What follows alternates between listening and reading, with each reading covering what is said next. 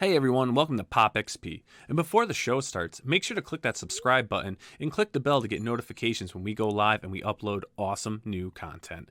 And don't forget, if you can, make sure to share our stream on all your social media outlets. We appreciate it, and thanks for helping us grow the POPXP channel.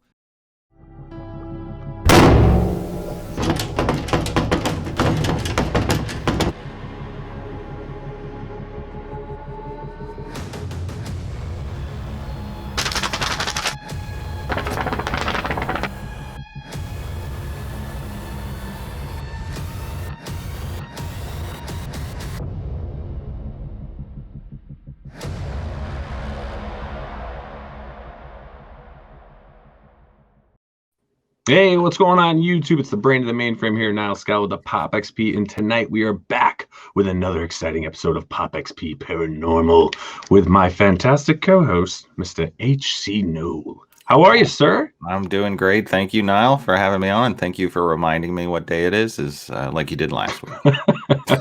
That's what I'm here for. I'm just your calendar. I'm like your personal assistant. I call you in the morning. I'm like, good morning, Howie. Make sure to take your vitamins, brush your teeth.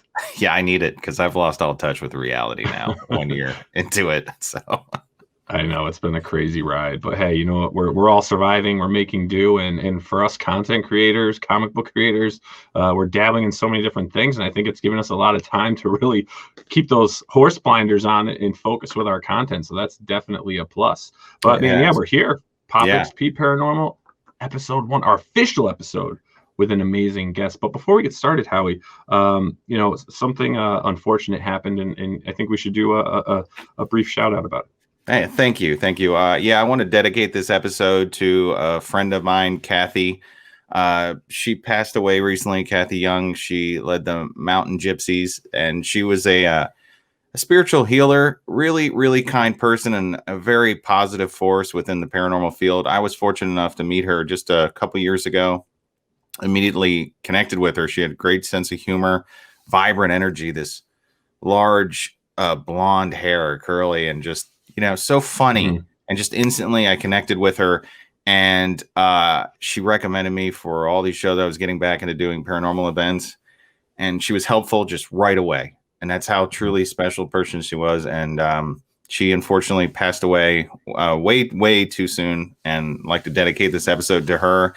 And man, she just remember to hold on to every moment, because we're learning more than ever. Nothing's guaranteed. She was just a great person. So thank you. Yeah, no, I appreciate that. And that, it's definitely something to recognize. We never know, right? We have no clue what the next 5 minutes will bring. So, live your day, as they say, live your day like it's your last, and I appreciate you bringing that to the show. Thank you. She leaves behind a wonderful family. And, I know the Mountain Gypsies, they'll continue on, and they're really wonderful people. That's the unfortunate thing, but she leaves it for everybody else to carry it forward, that spirit and that energy. And she's out there. She's still, I know she's smiling down. And getting the truth in the paranormal. Yeah. Well, unfortunately, we'll all hopefully learn that. But, speaking of the paranormal, my friend, and what we're here to do, I mean, we have an amazing guest on tonight. Someone that I've been listening to via podcast for probably close to 10 years now, ever since I started getting into podcasts with Darkness Radio. And it's still going strong. I have to say that during all my home renovations during this pandemic, when I decided to stay up, and a quick story is I got poison ivy really bad because we have all extra time, so I decided to clear out all of this brush and everything. I got poison ivy horribly, so they put me on steroids and whatnot, so I was gung-ho. I mean, I had things painted, sheetrock painted, all done in one night. And the thing that kept me entertained was Darkness Radio. That's awesome. And it's an amazing podcast. I definitely encourage everyone to subscribe to that. It's on all your major podcasting platforms. And on top of that, this gentleman has worked with some of the best in the paranormal industry, working along with the Ghost Adventures crew, working on his own series, which, for me, as you know, I'm a huge fan, and I'll get into this little monster brick in a minute. Huge fan. And his new show, actually, I shouldn't say new, it's a newer show into their second season, is the Holzer Files. So without further ado, Mr. Noel, let's please welcome Mr. Dave Schrader to the show. Dave, how are you? That's me. Hi, guys. That's you, man. Hey, Dave. Hey, we appreciate it. I really appreciate you responding. We came up with this idea to do this show, and I was like, I'm so into the Holzer files now and everything you do in the radio, the podcast. It's like, I'm just going to throw it out there and see if we can have Dave on, and here you are. And thanks to the pandemic, I'm home with nothing to do. We really lucked out. Otherwise, I'm much too famous and popular for you guys. No, I'm just kidding. Understood. I'm kidding. But Dave, man, I got to say, it's amazing. I've been, a fan of your podcast for such a long time. You guys covered paranormal news. You had amazing guests on the show. I truly enjoyed, you guys just almost like having a hangout through this pandemic. There was even almost like shows where you guys are let's just talk and drink and have a good time. And I'm sitting here painting at 3 a.m., drinking and laughing with you guys on the podcast. If you can, for a lot of viewers out there, how did the podcast start? Because what are you, 15 years into that? Yeah, we started as a radio show on a small radio station here in Minneapolis, Twin Cities area that my co-host and longtime partner on the show, Tim Dennis, was working for that station. And I remember he reached out to me in November, maybe beginning of December of 2005. And he said, listen, I know it's been a while because we did radio together in college in 88, 89, and part of 90.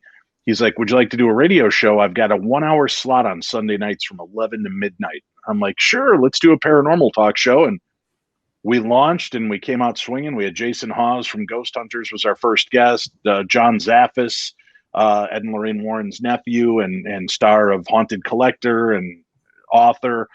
We had Annie Wilder and Rosemary Ellen Guiley, rest her soul, was all in our first four. So we came out blazing for the paranormal field and just never looked back after 15 years. And then it's just been the slow evolution of doing radio for 11 of those years. And there's no money in radio. Tim and I were starving. We were doing 5 nights a week, 3 hours a night. And then you have an hour of prep and wrap up. And we were making it for $10.65 an hour. So we jumped over to Platform because Chris Jericho was a fan of our show and he had his own network on Podcast One. So we went over and became part of his network. And then he left and went to Westwood One. And then we just left a little bit ago and went over to Stitcher. And now we're on every platform, just wherever you are, whatever smart device you use, just tell it to play the new episode of Darkness Radio and it should fire off for you. So yeah, 15 years of creating content and just having a good time with one of my best friends and getting to meet and talk to people all around the world. Yeah, it's incredible.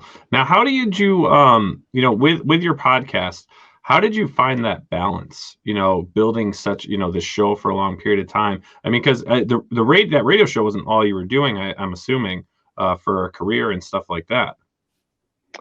Well, kicking it off, I left my career of sales to really sink into this within about 6 months of doing the show. I realized even though it was only, it went from 1 hour show on Sundays to 2 hours within about 30 to 40 days. And you'd think, well, that's a 1 2 hour show a week. And then we slowly moved it. We did 2 hours. Then we, after a year, did Saturdays and Sundays, 9 to midnight.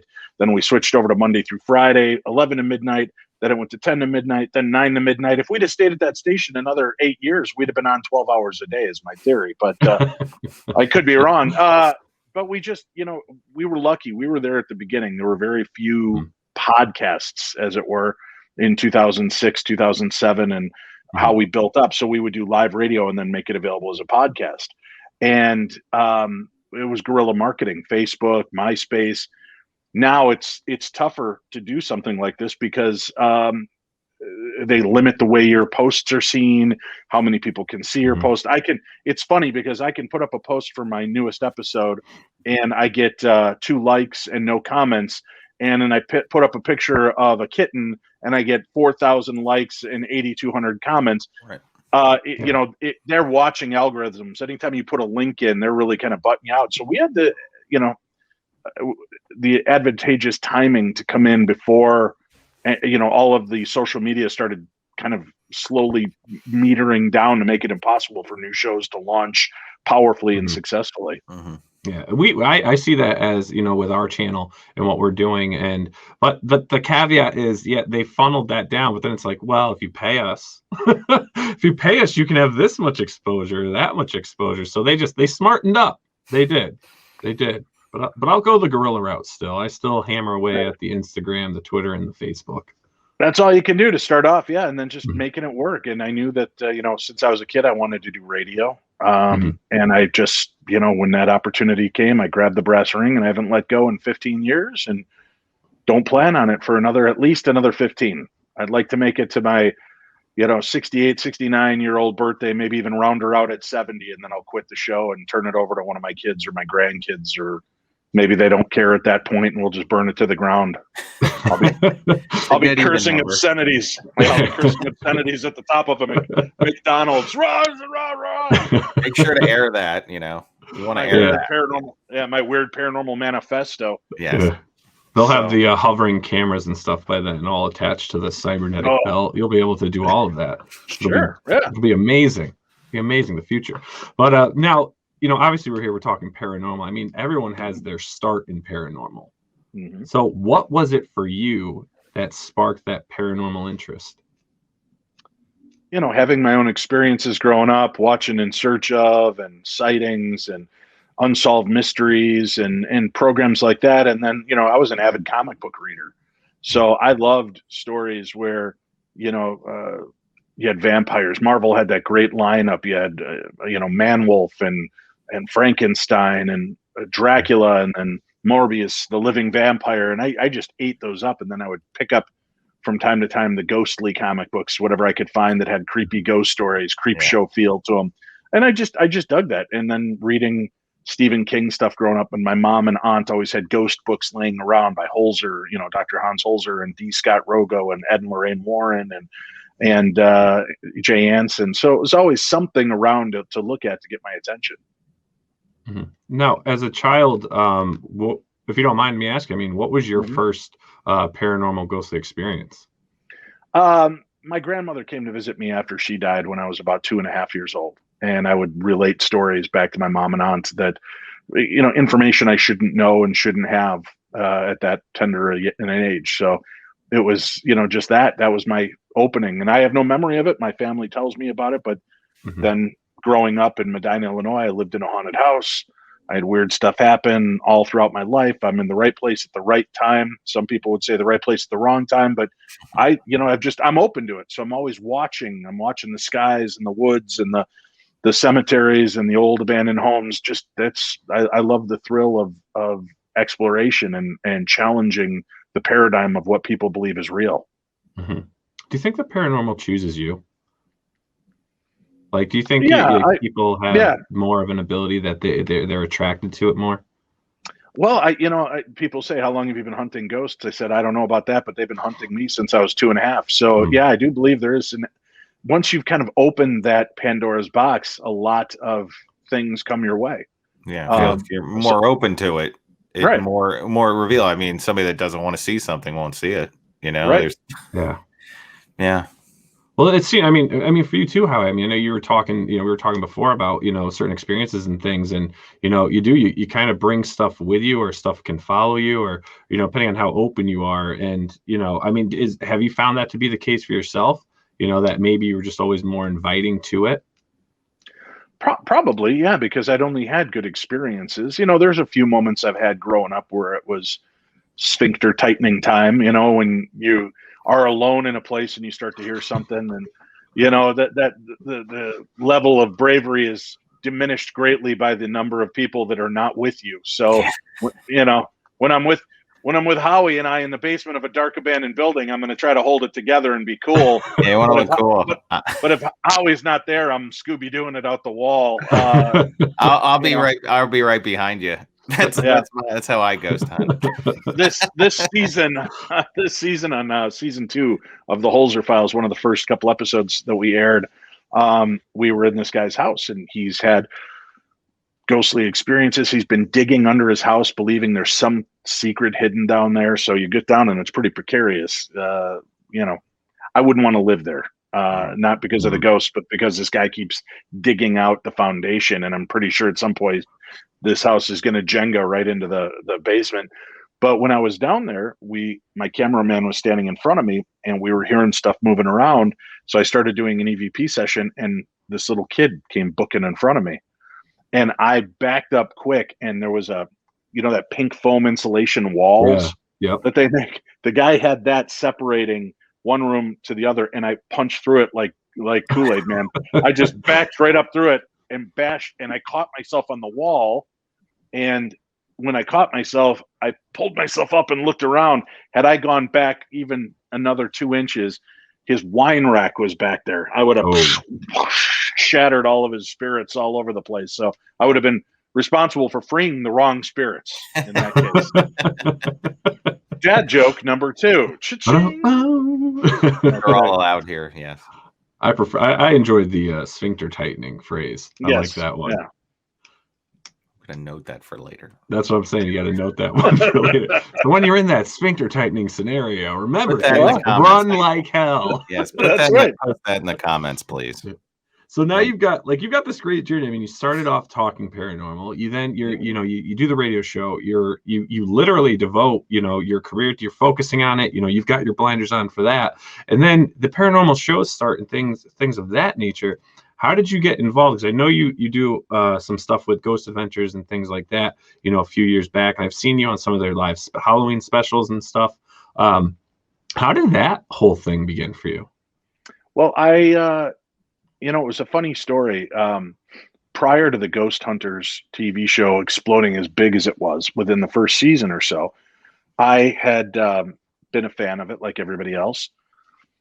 And in one episode, Jason was just livid because they kept losing equipment. Mm-hmm. So like a nerd, I get on and I'm like, "Dear Jason Hawes, let me tell you how you can go about saving your equipment." And I'm typing out this really, when I was in AV club in high school. So I told him some ways to keep control of the equipment. And this was in AOL. All of a sudden, bloop, up comes this little message, and it says, "Are you on right now?" And I'm like, "Yeah." And he goes, "It's me, Jason Hawes." I'm like, "Uh-huh." So we kind of exchanged pleasantries, and he goes, "Dude, I hate texting. Can I just call you?" And I turned around and looked at my wife, and I said, "Jason Hawes is going to call me." She goes, "From Ghost Hunters?" I go, "Yeah." She goes, "No way." All of a sudden the phone rings, and we had that talking voice ID, and you hear, "Hawes, Jason. Hawes, Jason." So my wife hands me the phone, and I talked to Jay, and we just hit it off, and I owned my own wholesale company. So I sent him a box of stuffed animals. So when he went to homes that had kids that were scared, he could give little stuffed animals and just try to appease. And then he said, "Listen, we're going to be at UnivCon in Pennsylvania. If you get here, I'll get you to and from places. You can be our special guest so you can get in." And I'm like, "Great." So I went out, hung out with Jay and Grant all weekend, got to meet the Paranormal State crew before their show, and just became friends with them. And they were the first, Paranormal State was the first to invite me on their show. We went out to UFO hunt in Trout Lake, Washington. And then I did live events with Jason and Grant for 2 years, where I hosted Darkness Radio events. And then they went off their own way, and I went off my way. And when I broke from them, Ghost Adventure said, "Hey, why don't you do our events for us? We're so busy filming, we'd like somebody that can run them." So we partnered up, and I ran events for them for another 6-7 years. We stopped. Our final event was December of 2012. I figured end of days, right? No more reason to send it. The Mayans couldn't be wrong. Right. So here we are 9 years later, those sons of bitches. And we were wrong, I think. Yeah. That's our fault. Yeah. Just some Mayan guy chiseling the calendar, and he's like, "Oh, the carpal tunnel's killing me. I'm done." And he walks away. We think it's the end of the world. He's just tired of chiseling. We were just off by 9 years, it turns out. Yeah, that's all. Yeah. He got lazy. So that was it. And then working with the Ghost Adventures crew at these events, and I would tell them about cool locations. And then Zach invited me to go do Rolling Hills with them. And that was the first episode I appeared. And then I would just pop up every season or two. I'd pop up for an episode, and I was in their 2 live Halloween specials. And then I worked for almost 4 years behind the scenes helping do location scouting. And then, so it's just, I've always been in the right place at the right time with that too, meeting the right people, being friendly, helping everybody out. And then, that led to the Holzer Files. And doing our radio show, I met Alexandra Holzer and her father, Hans Holzer. It was his final interview, was on our show before he passed away. And Oh, wow. And Alex and I stayed friends over the years. As a matter of fact, this last year, I got a cool reminder. It popped up on Facebook, and it's like, 10 years ago, this happened. And it was like, there's Alexandra Holzer, and she goes, look, I put together a fan page for my friend Dave Schrader, who has a great paranormal radio show you should listen to. And I'm like, oh, that's cool. So that's where my fan page came from. Alexandra Holzer built it. So, and then here we are all these years later working together and trying to carry on her father's work and good name. Yeah, I mean, and I have to say, your show is definitely very refreshing to me. There's a lot of paranormal shows out there. There's the Ghost Hunters formula that I think people just drain to death. What you guys are doing is great because what I love about it is, as a fan of Hans Holzer, and I don't even know if you can still get this book. Maybe you can, but I mean, there is hundreds of just investigations and cases. And I mean, he didn't use any fancy technology. So he's basically, it's almost like a journal entry for each case he was on. And he breaks everything down in these stories and descriptions of cases. But what I like about it is you guys are going in and you're going into previously investigated areas of his as well. I believe it's some other new stuff you're doing, but you're taking like legit research from just a paranormal icon, like a true man that paved the way, that really kind of thought differently about the whole paranormal phenomena, ghosts, spirits, things like that, working with mediums and testing his mediums and keeping them under control so they couldn't just, go willy-nilly. And I mean, I love what you guys are doing because no one else is really doing that. It's still just like, hey, we have this case. But yours is like, hey, let's reopen this case. Let's see what he powerful. did.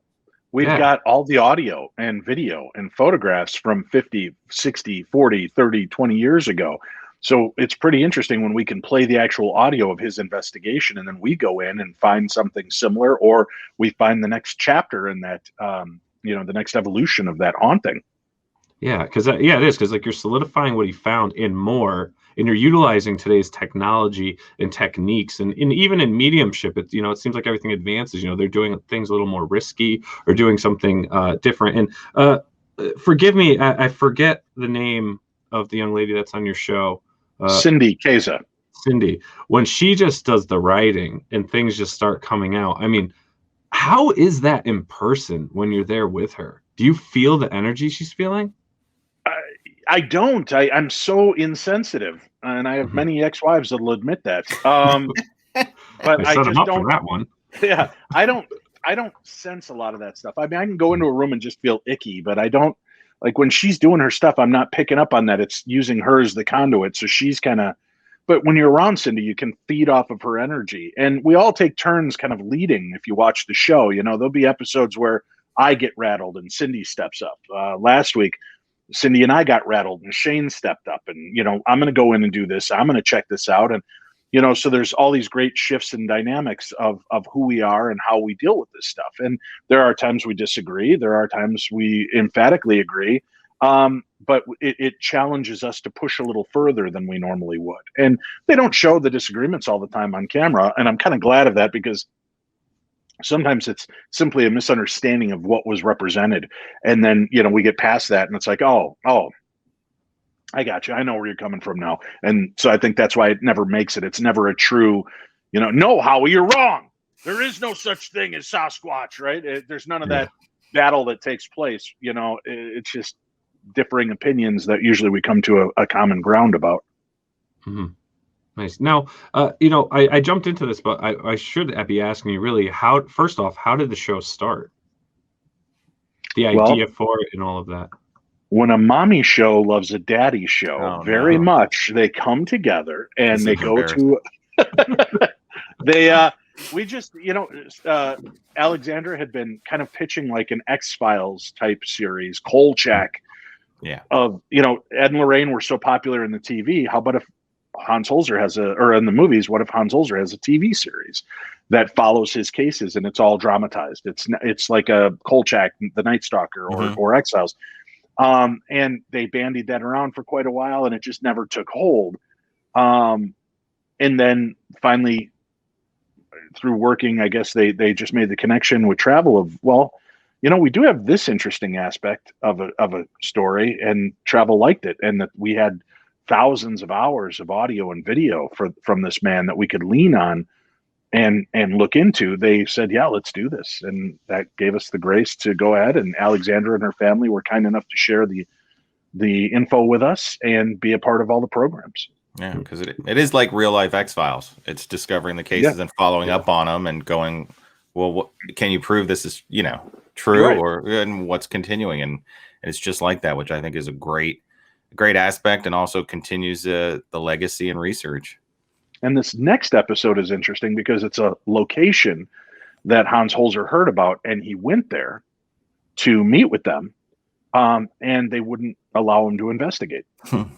And, it was a very proper family, and, we don't talk about the ghosts, that kind of deal. And then years later, Holzer Files season 1 was out. They saw that we handled things with respect.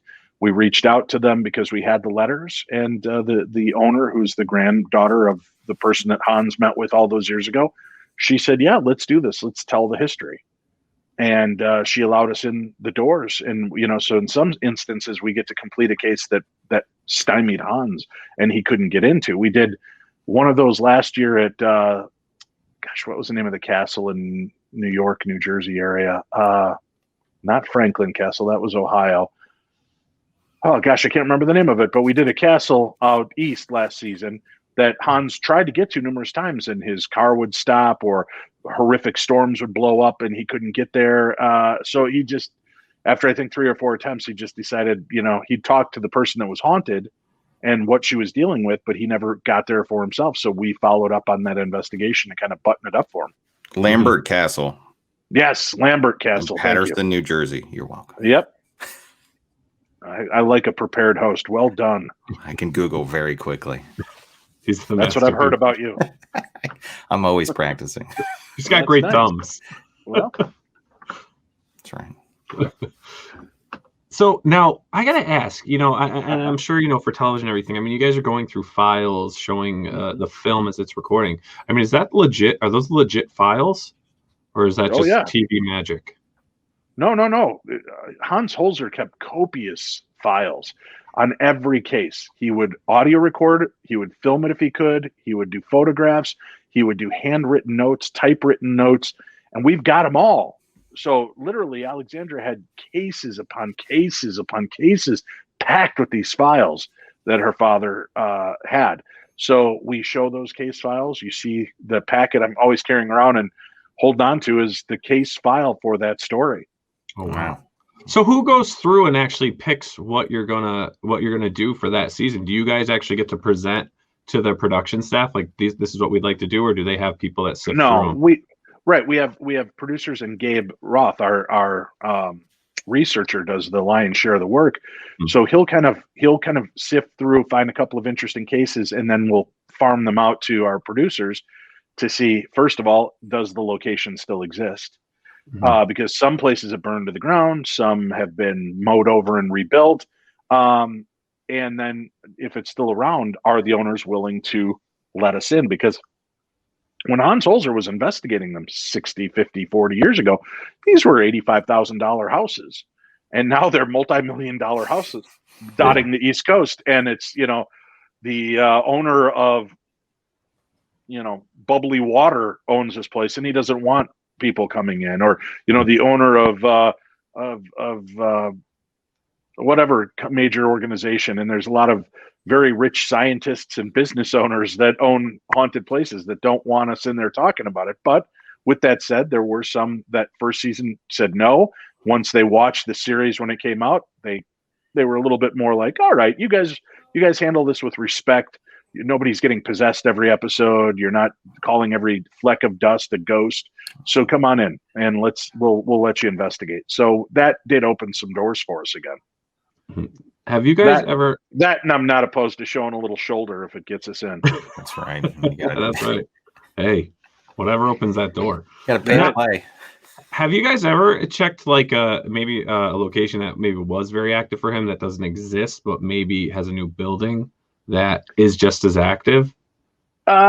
We've tried, but in most instances, they're not there. Now, like the Oceanborn Mary case that we covered in season 1 was a fascinating case. Here you've got this house with this famous ghost story that so many people have heard about. And when Hans Holzer went there, something just wasn't adding up. And his medium wasn't picking up what their medium was picking up on. And he never would officially give it his approval and sign off on it being a haunted location. He felt there was something amiss. And, we go back to find out all these years later, he wasn't wrong. The guy had an amazing snoot for the truth. And you look at the story, and the house that's being called the Oceanborn Mary house was owned by one of her sons. And she would go over there to visit and have dinner, but she never lived there. She lived with another son, and in that house, it burned to the ground. So then we thought, oh, well, the story's over, until we found out that her childhood home still existed.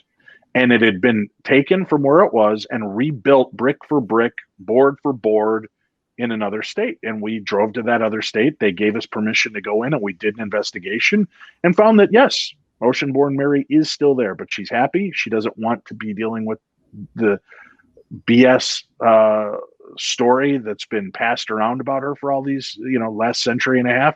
And she just wants to be left in peace. And the homeowners are happy with that. And they were happy with our investigation, and it was a cool place. It was a great story, and it was so many twists and turns, and every time I think I'd get it figured out, something else would happen. It was great. That's incredible. So it does kind of prove, maybe there is a type of travel that can be had, just because something may be here or there. If you move location, they can move as well. I mean, for you guys, as fellow investigators, I mean, I personally think, spirits can move around. Sure. I don't think it's, I don't necessarily think they need to be attached to something of this or that, but I think they could freely move around in certain circumstances. I mean, do you think that's a far-fetched idea or no? Because how would we get things like possessions? I think there's a certain energy that we leave on everything. That's a ghost. Yeah. What the heck? I just heard that. Every time. Did you guys hear that? What was that? The book. Meanwhile, Nile, what is that? Nile? Look at this. Look at this. I'm getting sick. It's like I'm on VR. Oh my gosh. I thought he was really in a haunted hallway I drew, but he's not. This is insane. Yeah, it could be haunted, and why not? If the love is there for this home, and you bleed, sweat, and live in these places, why wouldn't they, if you moved them, continue on? Maybe, I think we fragment as we go along in life. We have moments that fragment us, PTSD moments when, a tragic event happens when we're a kid, and there's always going to be that piece of us left behind, which may explain why my parents' house is haunted by the ghost of me as a kid. Right. Even though I died 40, years later in a house in Minnesota. And how can my old man ghost be here? Well, there could be elements of who we were that we've left all over. And I think there's something to that. I also think we're dealing with a lot more time slip phenomena. So in locations where, people lived and did things, I think from time to time when you're hearing this, it's not really a dead person. I think you're just hearing through the time tunnel, and they're hearing us. And you hear grandma telling you stories of how haunted her house is, but it makes no sense because she built that house. There was a cornfield, and it wasn't an ancient Indian burial ground. It was a cornfield, but now it's haunted. And then she passes away, and we're in there, and we start to hear grandma's ghost kicking around. And then who's haunting who in those moments? Were the voices she was hearing calling out for her, us calling out to the ghost that we think we're experiencing 10 years later after she died? It's very trippy stuff, but quantum entanglement and how everything kind of connects is a very tricky thing to try to discover and uncover. Yeah, I always wondered if that ghostly experience you're happening, it's like, oh no, there's a ghost. And then maybe I'm there and they're like, there's a ghost in here. And we're like almost like the two dimensions are just brushing really quick, as whatever this wacky universe is doing. Like you said, time, right? And maybe someone in the 1800s is seeing us in 2020. It's like, what was that? Who was that guy? I know I'm currently haunting one of my old condos. So, Are you? as we speak. Nice. Yeah. Nice. I know they're dealing with. That's true. That's true. It depends on your definition of haunting. Yeah. It's definitely a physical haunting. I mean, so from your experience as a paranormal investigator, you've done it all, and now you're doing this great show. But what, in your opinion, what is a ghost? What is a spirit? I wish I had a definitive answer for you. I don't. We look at ghosts in different ways. There's the residual haunting, which is that kind of time loop phenomena of something just going about its daily routine and not noticing you. There's dream visitations where, after somebody's passed away, suddenly you have the most insanely vivid dream where you can remember sight, smell, everything, and every detail about that. Then there are intelligent hauntings, which is, I walk in the room and I see grandma's ghost walk in the room and she looks at me and I look at her and she runs out or I run out or we communicate for a second. She smiles and nods and then slowly dissipates. So that's kind of an intelligent haunting.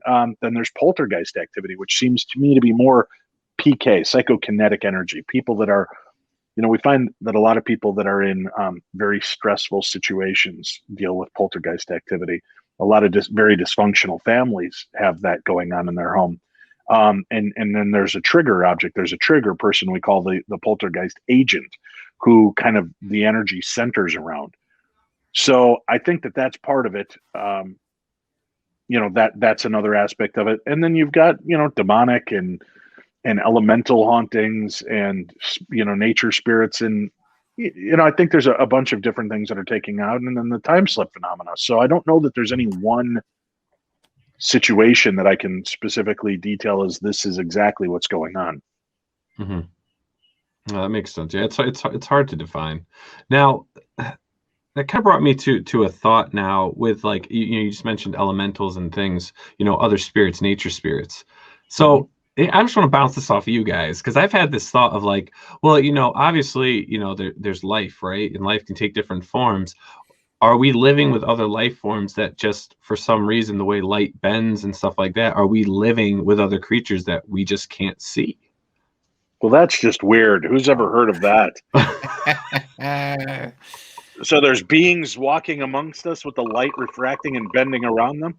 Exactly. Who made that sound? Who's gassy? Oh, yeah. That's the giveaway. When you hear that, you just might as well. Yeah. Oh, well. Yeah, so the Predator. Right, why not? I believe that there's aliens amongst us. I believe that maybe some of these beings like Bigfoot and Chupacabra and things are alien factions. I just think that there's so much of this world we don't know, and it's easy to just discard it. No, that doesn't logically make sense. Well, a lot of things don't logically make sense. The flight of the bumblebee does not logically make sense, but yet the bumblebee doesn't know it doesn't make sense, so it flies, right? So these creatures exist whether we want them to or whether we believe them to or not. But there's too many sightings from too many reputable people all around the world. And now that the government's coming out more and more with information about, UFOs and such, I think we're walking and talking amongst us all the time with unseen beings who just might be able to see us from time to time too. Yeah. Well, the soft disclosures, that was interesting, because during all this whole pandemic stuff, I'm like, everyone's like, oh, did you see this and what Trump did and this and that? And I'm like, did you guys see that they just had this, Congress had a meeting and this and that, and they basically said they have technology and metal and materials from other worlds. They patented alien technology. I'm like, you guys see this? And everyone's just like, that Trump or this and that. I'm like, no, did you? Nobody cares that they invented UFOs. Yeah. Did anyone see that? There is a news story. Let me see if I can find it. There's a news story that just broke in the last day or two here. And this is on MSN.com right now. Roswell crash. Pentagon admits testing wreckage of downed UFOs. It's not a weather balloon. No, they just admit. Nobody cares. Yeah. It's the headline. Nobody cares. Well, it's the headline right under if you're dealing with male dysfunction. Then the big headline is Roswell crash. Pentagon. You're not going to deal with wreckage. male dysfunction after that headline. No.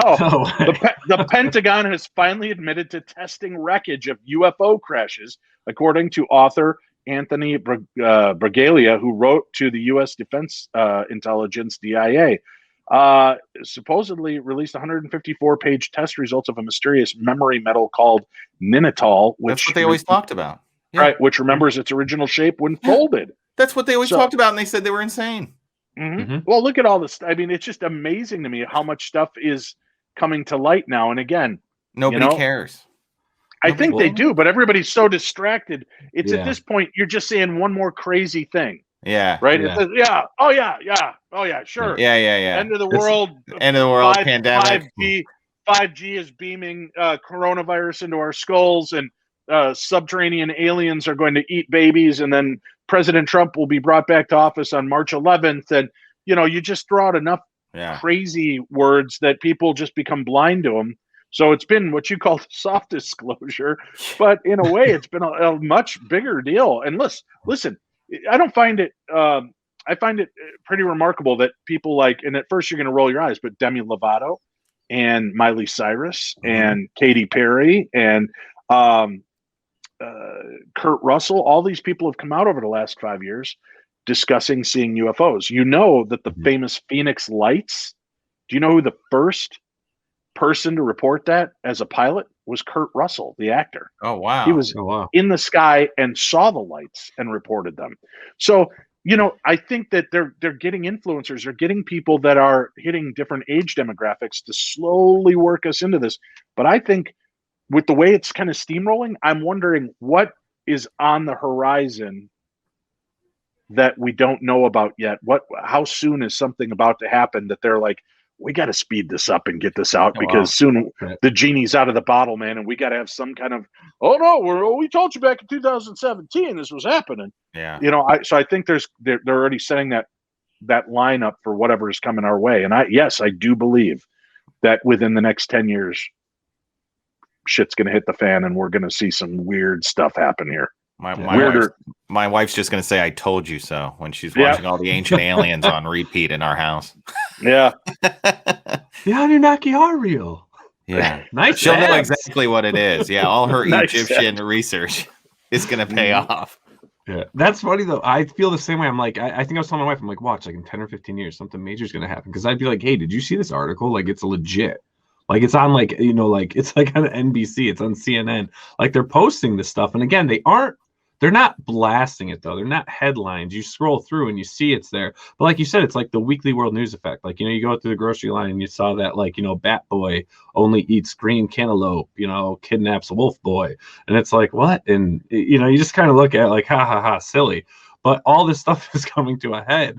And it's got to be for something. They're preparing us for something. I know how many times they called those guys quacks though. And, and said they were lying at Roswell for 50 years, and now in a headline that nobody really notices, they were telling the truth. They're telling the truth, and they reported it. I mean, come on. How do like U.S. Army generals and stuff like that are like, oh, it's an alien? Yeah, it was. Yeah, we pulled bodies out, this and that. Yeah, an alien body versus like a foam dummy or even a weather balloon. Like weather balloon is the worst. Like it's a weather balloon. Oh, really? You can see, and Jesse Marcel's got that famous picture where he's kneeling down, holding it up, and you can see the. Are you effing kidding me? Look on his face. This is what I found. And people need to remember that when the Roswell crash first happened, it was his boss, Marcel's boss, who said, put out the press release. We have a down craft. Yeah. They put out a press release, and then the government's like, hold on a second. No, now it was a balloon. And here's the deal. If people are still fighting that, think about this. Jesse Marcel Jr. did not retire in disgrace that year. Yeah. He went on to become a full bird colonel, I believe. Which means he did like a good boy, and he quieted down and he went along, because if you're that important in a position and you screw up, any of the rest of us would have lost our job. Yeah.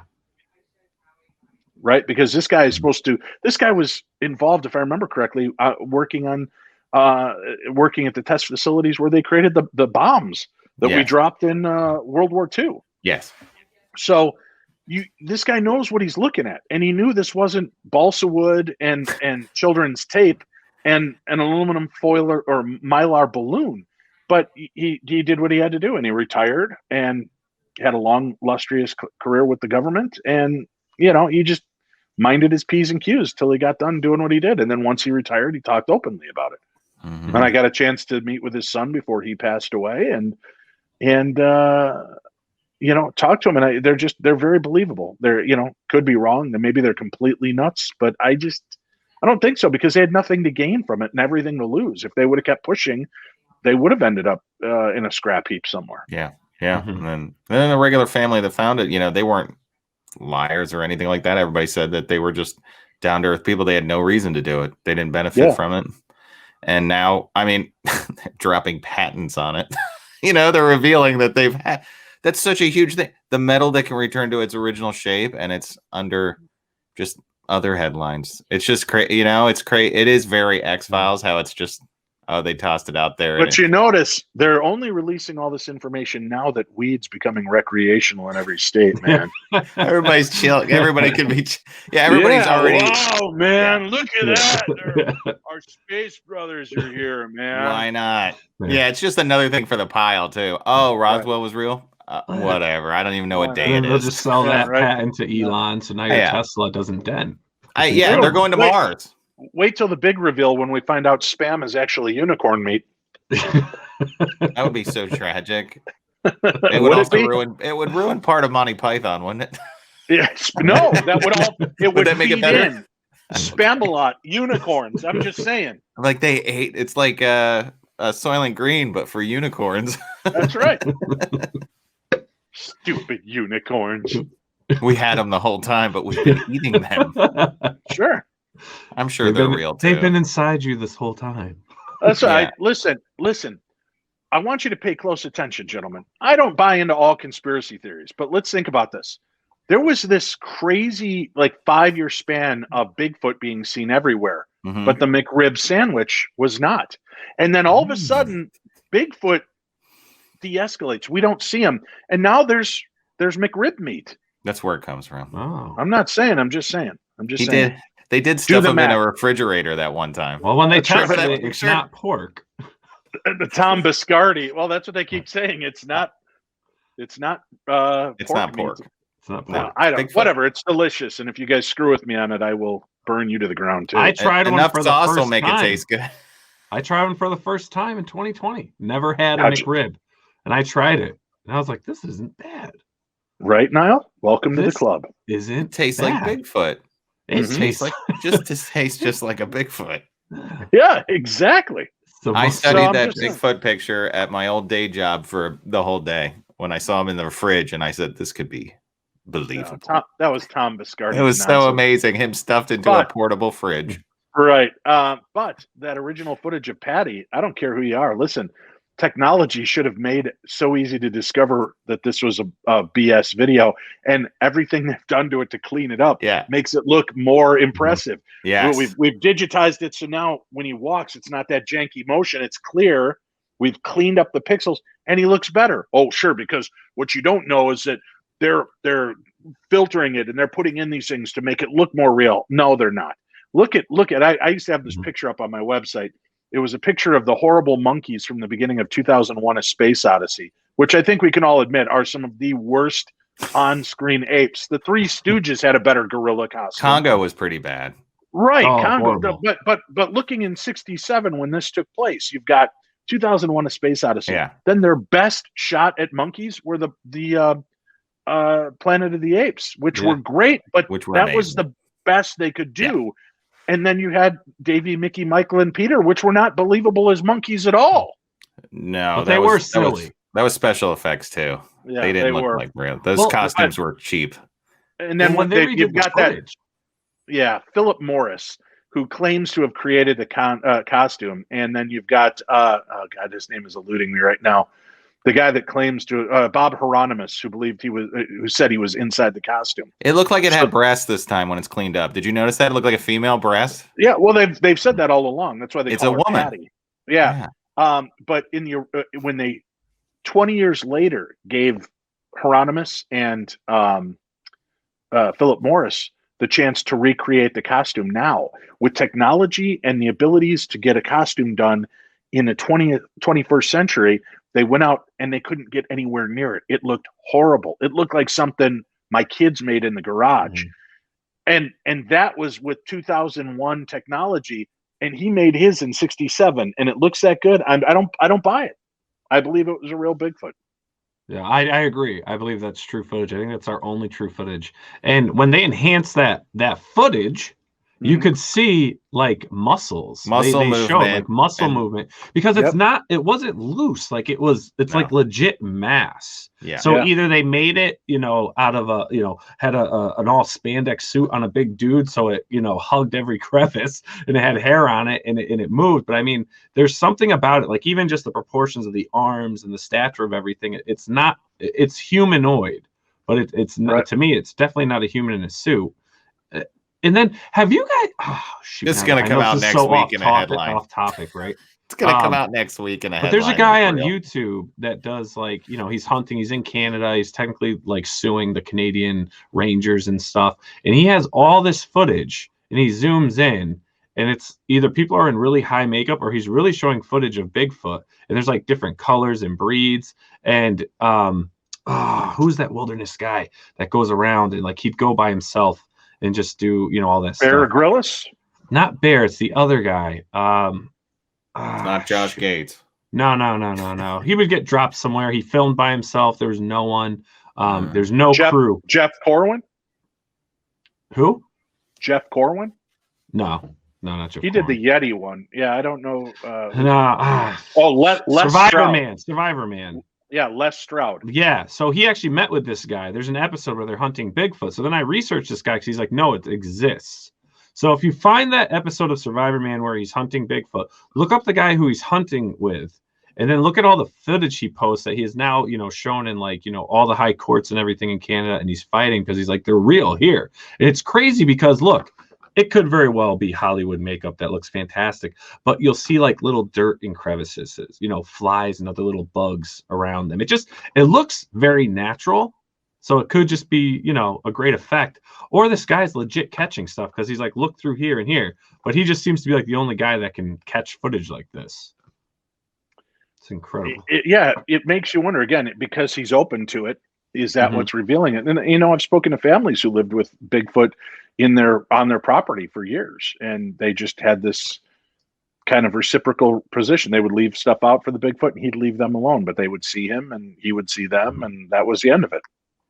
Yeah. And did they ever speak of the stench? Oh, well, yeah, I think it depends on the Bigfoot itself, right? Hygienically, I guess, trust me, since the pandemic began, we've all become a house full of skunk apes in the Schrader home. But I don't know, it could be different things that are causing the smell, right? Is it, it's got to be clean when it's hunting because it doesn't want that snootful drifting, right? I don't know.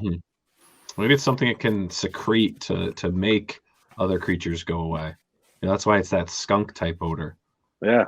Or it's just the worst pheromones ever. Yeah. It's a scary thought, a scary smell. And speaking of scary, one thing I've learned, and I think I'm really going to like doing on the show, is scaring my old pal, Howie Knoll. Oh. And I think Dave may have a great story about some black-eyed children. Yeah, so I've got a couple of quick stories. Black-eyed kids kind of blew up on our radio show a decade ago, and we started talking about them with Jason Offit and David Weatherly, and people were sending us in stories, and we were getting all this. Now, for your viewers, may not be familiar with black-eyed kids.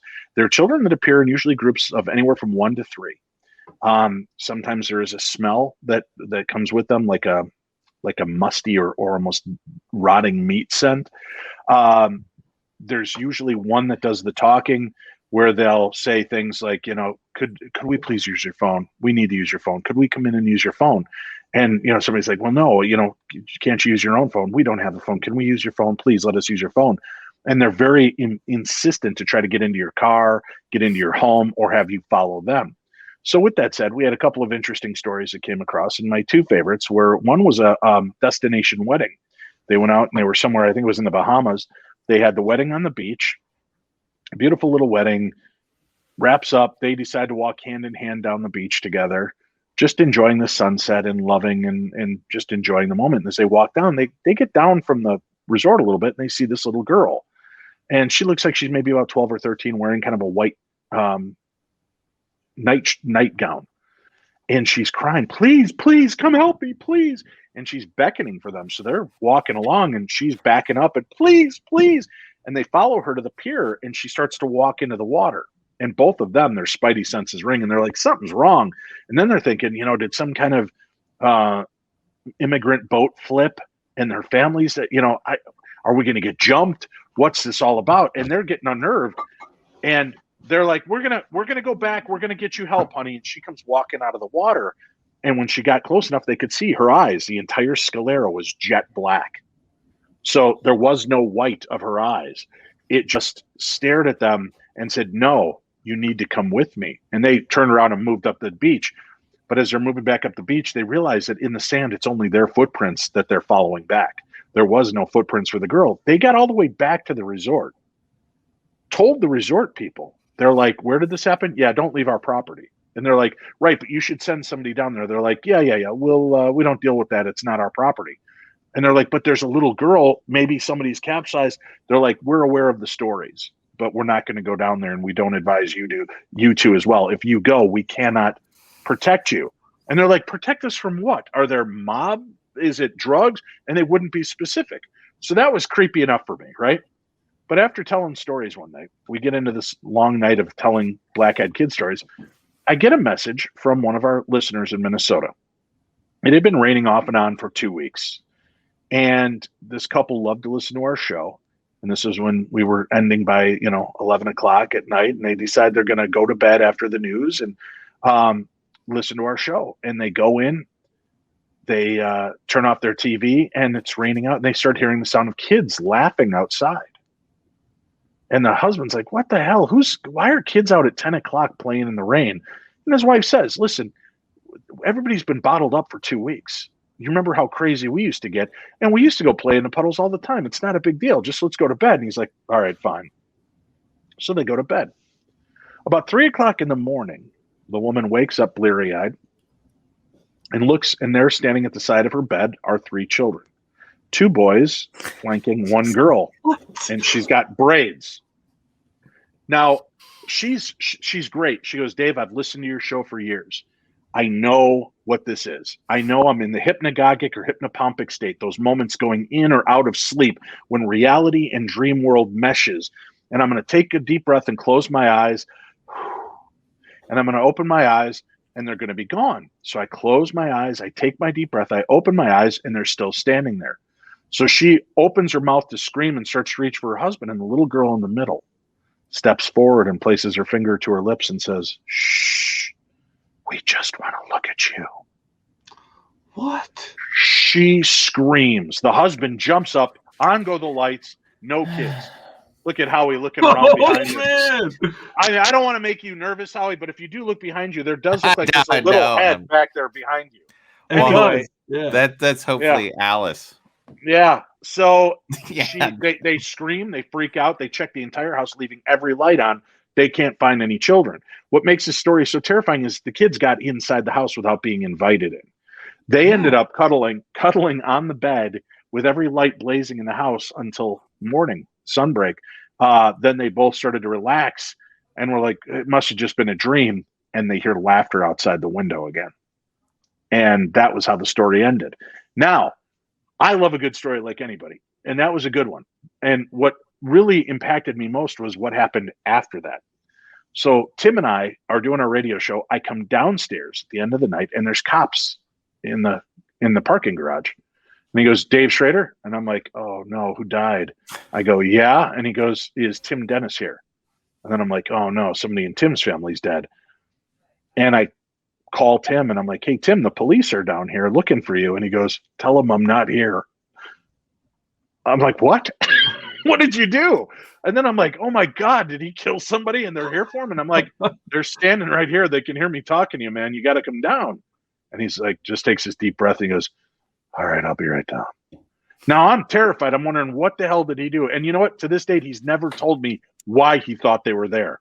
But he comes down. They go, Dave and Tim. Yeah. And he goes, listen, we listen to you guys all the time. You're a favorite among police. You know, he goes, but I got to tell you, the other night, we're listening to your show and we laugh because these people are morons that believe this stuff. And you're telling the black-eyed kid story and you tell us about the ghost story in Minnesota with the 3 kids next to the bed. Then you go to commercial break. Just then we get a call over the radio, a distress call. There's a woman, elderly woman, calling to complain about 3 young teenagers in her yard. She doesn't know them and they won't leave. And it's 1:45 to midnight. And he goes, so I turn and I look at my partner. My partner looks at me and he reaches over and turns the radio off and goes, oh, fuck that. The cops refused to go to the call. Then I had pizza guys calling me and they're like, dude, you've ruined me. If I drive down the road to deliver pizza and there's no streetlights, I'm just rolling down the window and flinging it out the car window. Dude, how are we supposed to do our jobs when you're talking about black-eyed kids in our neighborhoods? Oh, so those were some of my favorite stories. But yeah, the black-eyed kids encounters are really creepy. Well, that's the thing though. Is like, yeah, they have to be invited in. It's almost like a vampire role with them. So how vampires the heck are demon? Yeah, how did they get into the house? I don't know, and she didn't know. She was terrified. There's been a few times that I've heard stories where the kids got in the house. They were persistent and pushed their way in, and then the guy took off through the back door and called the police. The police come and check the whole house, and there's nobody there. So there's been some weird stuff like that that's taken place, but I don't know. I don't know what happens. But it's creepy. I have a no soliciting sticker on my house, so that doesn't matter. I recommend that to everyone. Howie, can you please give us a ride home? Our parents didn't show up, Howie. Howie, let us in, Howie. Howie. I don't even like the black-eyed peas. I said, right, exactly. I said, I love kids, but if you show up at my door with black eyes and start trying to get in, I'm going to throat punch you. And that's the end of here. Yeah. No, thanks. No, I don't. And I love the skeptics who say, oh, well, it's contact lenses. Yeah, because at midnight, there's going to be, you're going to let your kids out wearing black contact lenses to terrorize the neighborhood. Oh, well, you could get your eyes tattooed. Yeah, that's a common thing. Yeah. Everybody's doing that. Oh, especially the kids. 9 to 13-year-old kids are out getting their eyes tattooed so they can freak people for out. A prank. In the current carry and conceal world we're living in, I can't believe for 1 second anybody would be stupid enough to do that and then not expect to get shot. No, that's great. This will cause some nightmares tonight. Yeah, that's great. Thanks, Nile. That's 2 episodes in a row. This is fun. But in all honesty, guys, before I go, all right, Howie, let me tell you my favorite story. So the black-eyed kids begat other creatures, and we heard from one guy who had this experience, and his experience opened the door to somebody else writing in. This guy tells us, he goes, I heard that story, Dave. I'm absolutely terrified as I'm writing this to you. He goes, I shared a room with my little brother. We had bunk beds. He slept on the bottom. I slept on top. My brother always insisted we close the closet door and leave the little light on next to his bed. And I couldn't sleep with the light on. It drove me nuts. We were constantly fighting about that stupid light. And one night I finally got him to turn the light off. And he goes, and I rolled over and I'm trying to fall asleep. And I'm there flipping and flopping for about an hour. And then I feel the bed moving. And it's usually my little brother gets unnerved and he'll climb up in the top bunk with me and lay down next to me. And he goes, okay. He must be scared. I'm still awake. So he rolls over to talk to his little brother. And there, laying in the bed next to him, is this man who has no skin. He looks like Freddy Krueger without the sweater and hat on. And he's just laying there smiling. And the guy's blood freezes. He's like, I don't know what I'm looking at. And he's absolutely terrified. And this thing just laid there with these glassy yellow eyes and this smile just staring at him. And he laid there for hours until the sun started coming through his window. And then he finally closed his eyes and rolled away. And he felt the blankets drop. He felt the bed creak. And he heard the closet door shut. He rolls over. There's nobody there. He gets up, totally terrified. I'm like, Jesus, that's a nightmare. He goes, well, here's the kicker. It's 20 years later, and I'm sitting with my brother at a bar, and we start talking about our childhood home. And I go, dude, I got to tell you something. And I told my brother that story, and he said, that's why I always wanted the closet door closed and the light on. That thing used to stand in the closet and look at us. That's crazy. That's crazy. How you want to turn the light on, Howie? Yeah, we're gonna turn the light on. Thanks, Dave. I wouldn't right now, Howie, because it likes to wait until the light comes on. Damn it. Well, Dave, I really appreciate you spending this hour with us, talking your stories and everything you have going on. So Holzer Files is in season 2. Yes, it's on Discovery Plus. Every Saturday, a brand new episode is dropped. We have 6 more episodes left. So right now, you can go binge watch season 1 and the first 7 or 8 episodes of season 2. New episodes every Saturday. On Thursday nights, I do a live video called Holzer's Ghost, where we look at the last episode. We go in deeper into the story and talk to you about things that you didn't get to see on camera, different aspects of the hunt. And I have different guests that'll join me from the episodes. And that's always fun. So that's Thursday nights on Darkness Radio's Facebook page, or go to Darkness Radio's YouTube page. And then whatever streaming device in the world you've got, we've got Darkness Radio, the best in paranormal talk radio, now 15 years strong. Just look for Darkness Radio on whatever platform you use and come along on the journey. Wednesdays are trying to be a little lighter. We do supernatural news and Parashare, where we share your stories from all around the world, and we read news stories of weird, strange phenomena that's happened in the last year or in the last week. And then on Thursdays, we have a guest, and we talk about everything from ghosts to UFOs, psychic phenomena, monsters, myths, conspiracies, and legends, and more. And that's all I have to say about that, guys. So thank you for having me on the show, and I hope this was as much fun for you as it was for me. Oh, it was a complete honor, my friend. Thank you so much for coming on. We appreciate it. Thank you, Dave. Anytime. Thank you for thinking of me, and stay strong out there, everybody. Thanks. You too. Have a good one, Dave. Thank you. Man, what a great guest that was to have on. It was Dave. unbelievable. I mean, that was unbelievable. I mean, right out the gate. I mean, the stories he has. Oh my gosh! I mean, like, I could spend 3 more hours talking to him. Yeah, I'll be sleeping with the lights on now. Thanks. And but you guys should door closed. Yeah, tune in to the live show on Thursdays, because it's really cool when they go back and break down each episode of Holzer Files that they've done, because it's cool. It's behind the scenes stuff. You know, it's not like a show that you're going to. It's live. They're talking, and you find some funny things that actually happened, behind the scenes, and it's being told by the people that it happened to. So definitely check it out. Subscribe to Darkness Radio, and get on Discovery Plus. There's a 7-day trial on that. All paranormal television through that network is going solely on the app, I believe, which is another thing I wanted to get into with him. But, we had so much more fun with the stories and everything. And Howie, man, you hung in like a champ on that one. That's 2 weeks in a row. Why did that book have to fall? I know. Thanks for that. I didn't even bump my desk. I've got like 10 inches away from that. What? Yeah, I mean, about? my house is really old too. So yeah, mine's and it not. creaks. Yeah, but now I'm worried about like black-eyed children. I'm waiting for this door to start knocking. Yeah, like I said, I don't even like the black-eyed peas. So incredible. I can't imagine the children. Whew, I was getting goosebumps on that. I don't like that. I don't like that Hellraiser guy that spoons you in the night. No, but when he rolled over to spoon with him, he was like, "Thank you," and he left. I do. Sorry to interrupt. I do want to share a story that I didn't tell you. It's not scary. It's not scary.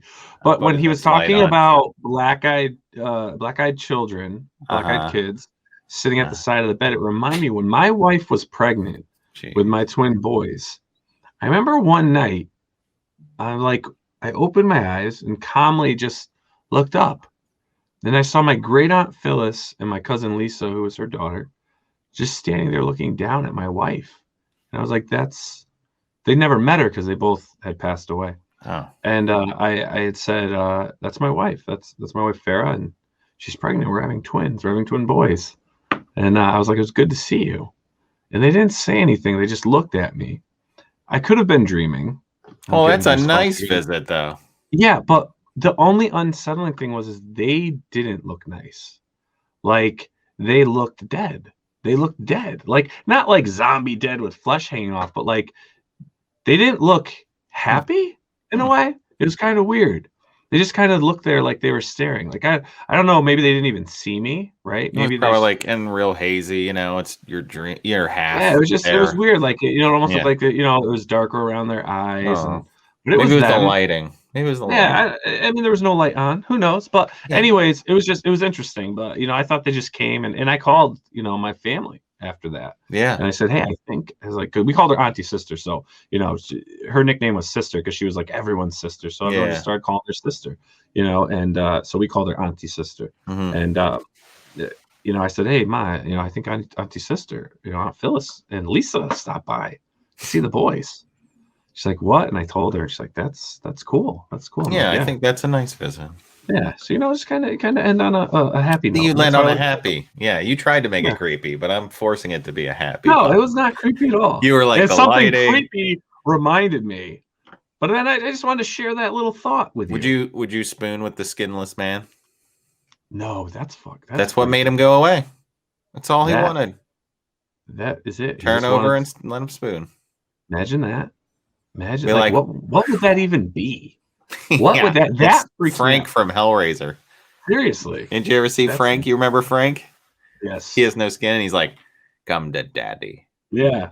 Did he have yellow eyes though? No. He had normal, beautiful eyes. I think they were blue. He looked better without skin to me, Frank, in the movie. I thought he was good looking without skin.